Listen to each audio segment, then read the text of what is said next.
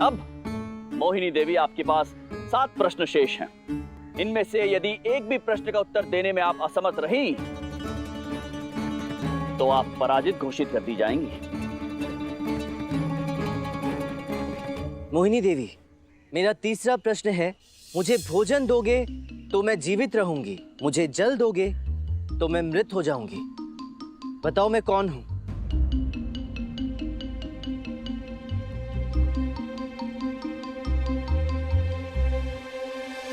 इसका उत्तर भी हमें ज्ञात नहीं है।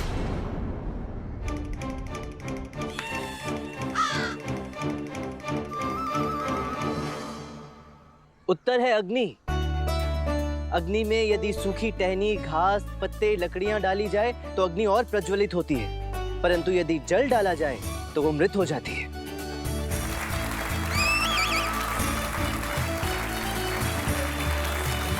महाराज, अब देखा जाए तो मोहिनी देवी मेरे 2 प्रश्नों का उत्तर देने में असमर्थ रही हैं, अतः विजेता मैं ही हूं। क्यों गुरुवर, सत्य कहा ना मैंने? हाँ, सत्य सत्य, आपका कथन सत्य है। पंडित रामाकृष्ण विजयी हुए और अब हमारा कहने का तात्पर्य है कि मोहिनी देवी। गुरुवर, मोहिनी देवी हमारी अतिथि हैं, इतने निर्दयी ना हो। आप कहना क्या चाहते हैं पंडित रामाकृष्ण? हमें हमारी अतिथि को एक अवसर और देना चाहिए।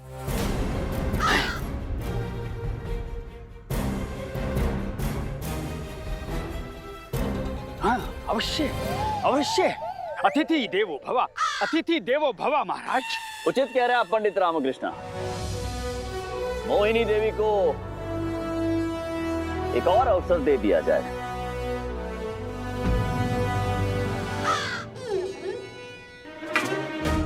एक और अवसर? घर चलने दो इसे, टांग तोड़ के हाथ में दे दूंगी। मोहिनी देवी, अब जो प्रश्न मैं आपसे पूछने जा रहा हूं उसका उत्तर आपके आसपास ही है, यहीं इसी जगह। मेरे शरीर के 2 भाग हैं, दोनों एक दूसरे से जुड़े हुए हैं। मैं जितना स्थिर रहूं उतनी ही तीव्र गति से भागूं। बताओ मैं कौन?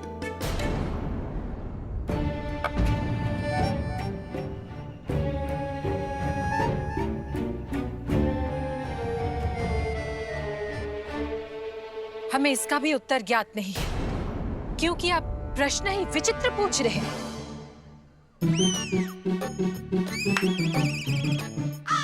पंडित रामाकृष्ण, आपने कहा था कि इस प्रश्न का उत्तर राज्यसभा में है, तो हम भी जानना चाहते हैं कि उत्तर क्या है। गुरुवर, इस प्रश्न का उत्तर ठीक आपके पास ही रखा हुआ है, वो रेत घड़ी।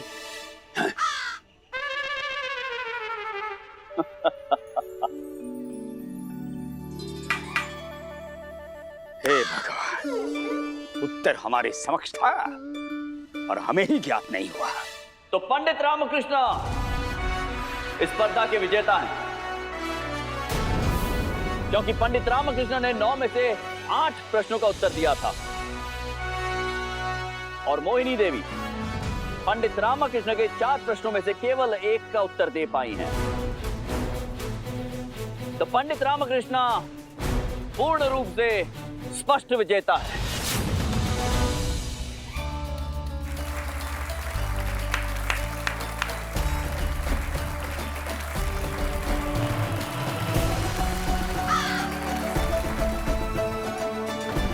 नहीं, ये उचित न्याय नहीं है। पंडित रामाकृष्ण जानबूझकर उटपटांग प्रश्न पूछ रहे हैं, जिनके जवाब केवल इन्हीं के पास है। इस प्रकार तो कोई भी प्रश्न पूछकर विजेता बन सकता है।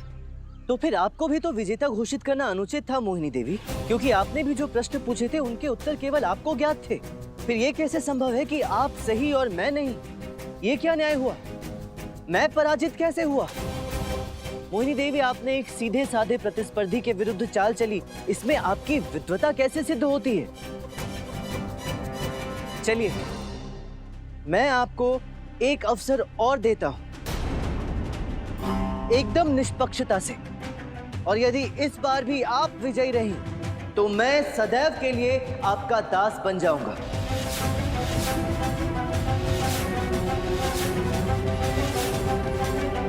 आपको अपनी बुद्धिमत्ता प्रमाणित करनी है ना? तो एक निष्पक्ष स्पर्धा होगी। यहाँ उपस्थित हर कोई एक एक प्रश्न पूछेगा और हम दोनों में से जो भी उन प्रश्नों के उत्तर पहले देगा वही विजेता होगा। ये स्पर्धा स्पष्ट करेगी कि किसको कितना ज्ञान है। कोई भी हम दोनों प्रतिस्पर्धी का पक्ष लेकर हम दोनों से सरल प्रश्न नहीं पूछेगा और दोनों को समान अवसर होगा अपनी बुद्धिमत्ता स्थापित करने का। क्या मुझे महाराज की अनुमति है? अवश्य। मंत्रीवर। जी मां।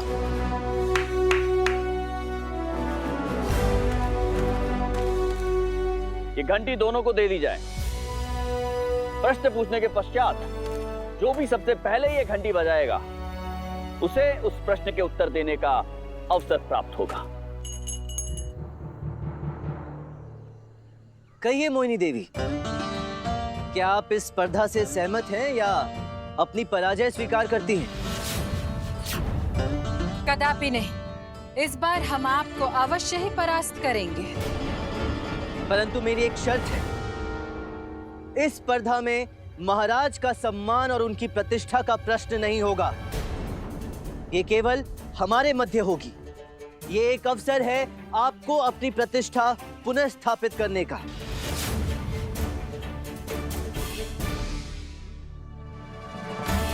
उचित है। ये अब केवल हमारे और आपके मध्य है। मंत्रीवर, सर्वप्रथम आप इनसे प्रश्न पूछिए। लोग सदैव मेरी अपेक्षा करते हैं किंतु सामना करने से कतराते हैं। मैं कौन हूं? उत्तर है सत्य। आपका उत्तर सही है।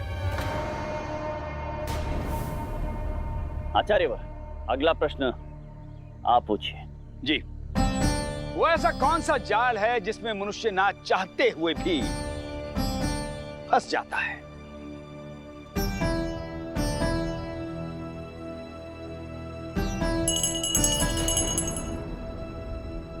मोह जाल गुरुवर।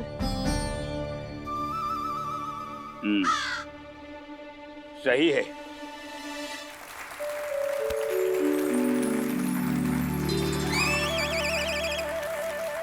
अम्मा जी, अगला प्रश्न आप पूछिए। वो क्या है जिसे बिना छुए तोड़ा जा सकता है?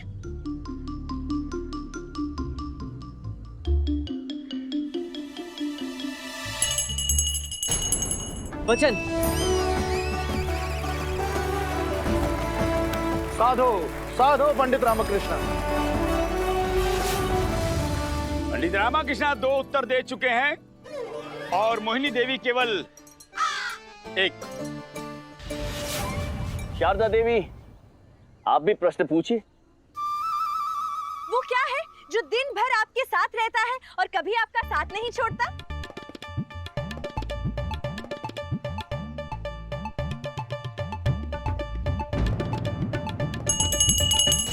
उत्तर है छाया। आपकी प्रतिछाया कभी आपका साथ नहीं छोड़ती। सही उत्तर।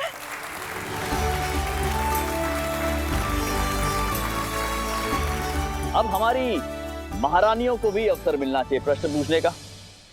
वह कौन सा शब्द है जिसका उच्चारण सदैव ही गलत होता है? गलत। आपका तात्पर्य है कि प्रश्न गलत है, महारानी गलत है? अरे नहीं नहीं गुरुवर, प्रश्न में ही उत्तर निहित है। इस प्रश्न का उत्तर है गलत।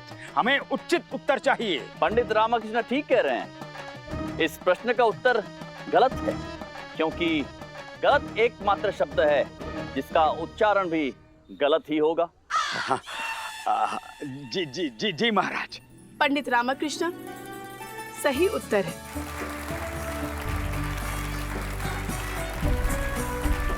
पंडित रामकृष्ण के अंक हो गए हैं 4 और मोहिनी देवी का 1। महाराज, अब आप भी प्रश्न कीजिए। नहीं, हम प्रश्न नहीं पूछ सकते हैं क्योंकि गत रात्रि हम पंडित रामकृष्ण के साथ थे। स्पर्धा के अभ्यास के लिए उनकी सहायता कर रहे थे। अतः हमारा प्रश्न पूछना अनुचित होगा।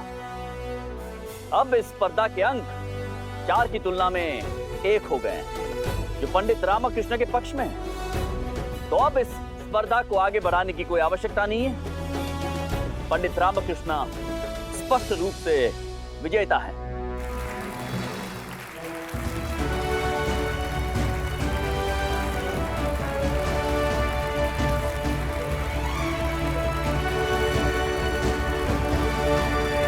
हम इस प्रतिस्पर्धा को नहीं मानते। ये निष्पक्ष है ही नहीं। यहाँ उपस्थित सभी पंडित रामाकृष्ण को जानते हैं, उसके साथ ही रहते हैं।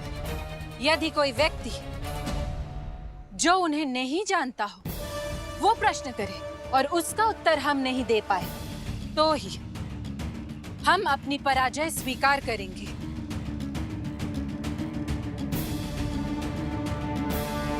ठीक है, मैं आपको एक अवसर और देता हूं।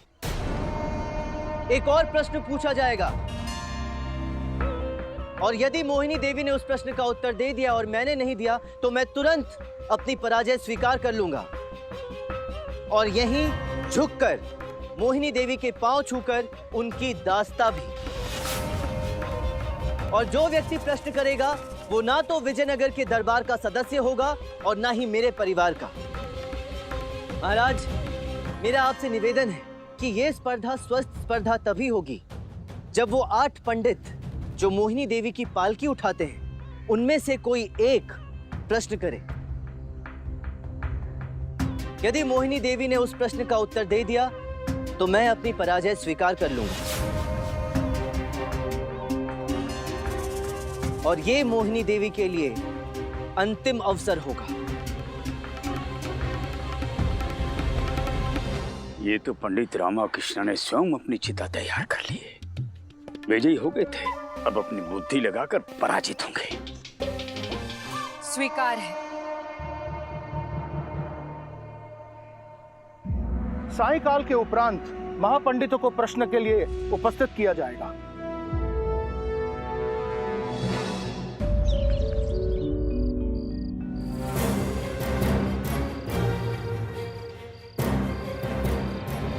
ऐसी वो कौन सी 3 वस्तुएं होती हैं जो मनुष्य में पाई जाती हैं, जीव जंतु में भी नहीं?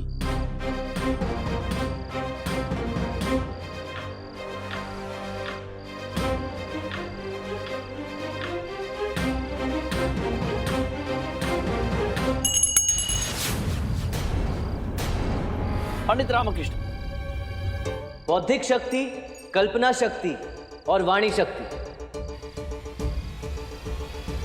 पंडित रामाकृष्ण, आपका उत्तर सही है।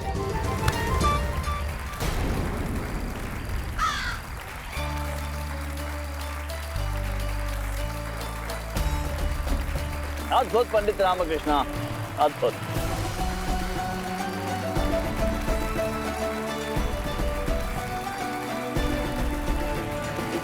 शांत शांत हो जाइए। मोहिनी देवी, आप पराजित हो चुकी हैं। आप पंडित रामा को अपना दास बनाना चाहती थी, परंतु अब पंडित रामकृष्ण आपको उचित दंड देंगे।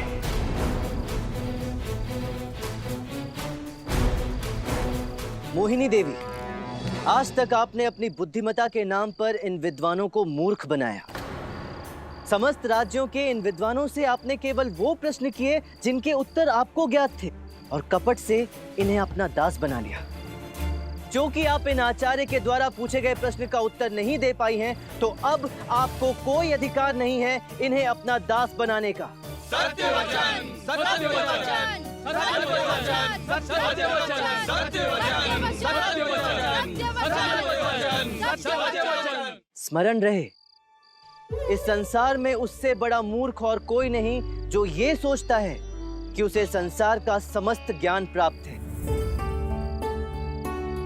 एक साधारण सी अज्ञानी चिड़िया भी आकाश में उड़ सकती है, परंतु सारे ज्ञानी मनुष्य क्यों इस धरती पर चलने को विवश हैं?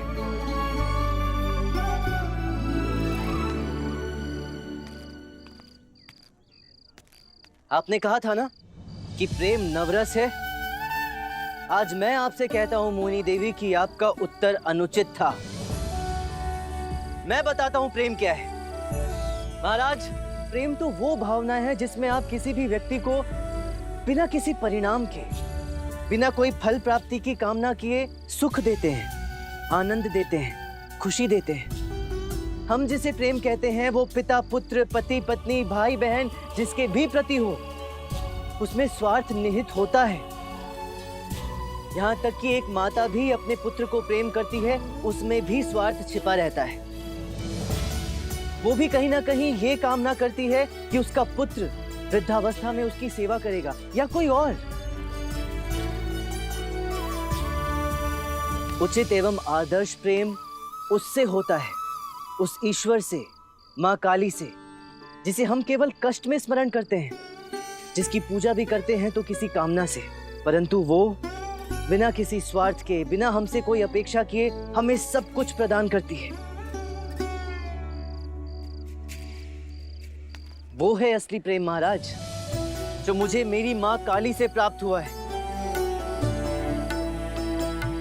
गुरुवर, आज तो मैंने महाराज और विजयनगर को लज्जित नहीं किया ना?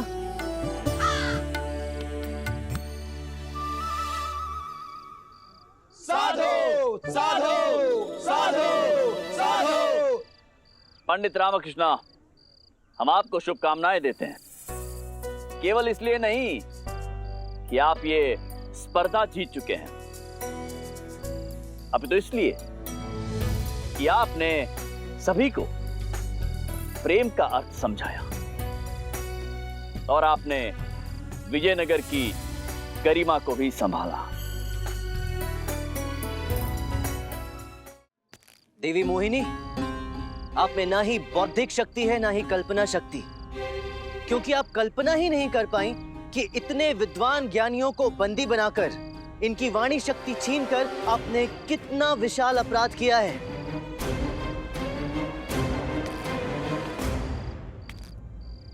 आपको अपने सौंदर्य पर बहुत घमंड है ना? तो आज दंड स्वरूप मैं आपसे नारी के रूप की सबसे महत्वपूर्ण वस्तु छीनता हूं।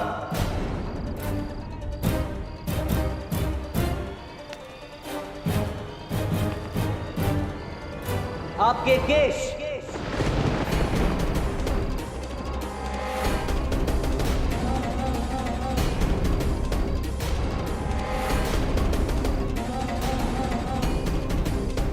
हमें क्षमा कर दे, इस प्रकार दंड देकर हमें लज्जित ना करें।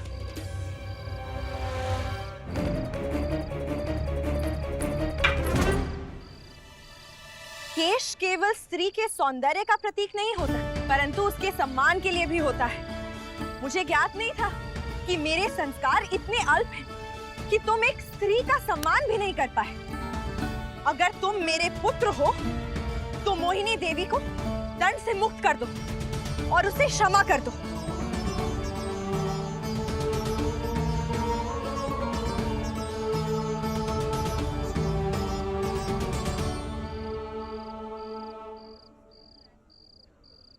देखा मोहिनी देवी, ये माँ है, एक स्त्री है जिसका आपने अपमान किया था, लेकिन आज ये आप ही के सम्मान के लिए अपने पुत्र के विरुद्ध खड़ी है। हमें क्षमा कर दे माँ, हमसे बड़ी भूल हो गई।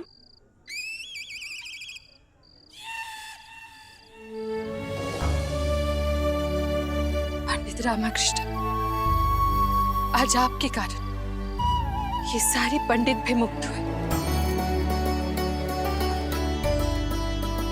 मोहिनी देवी, आपको क्षमा तब मिलेगी जब आप इन विद्वान पंडितों की दास्ता स्वीकार करके उतने ही दिवस इनकी सेवा करेंगी जितने दिवस इन सबसे सेवा करवाई है। हमें स्वीकार है और आप भी हमें क्षमा कर दे।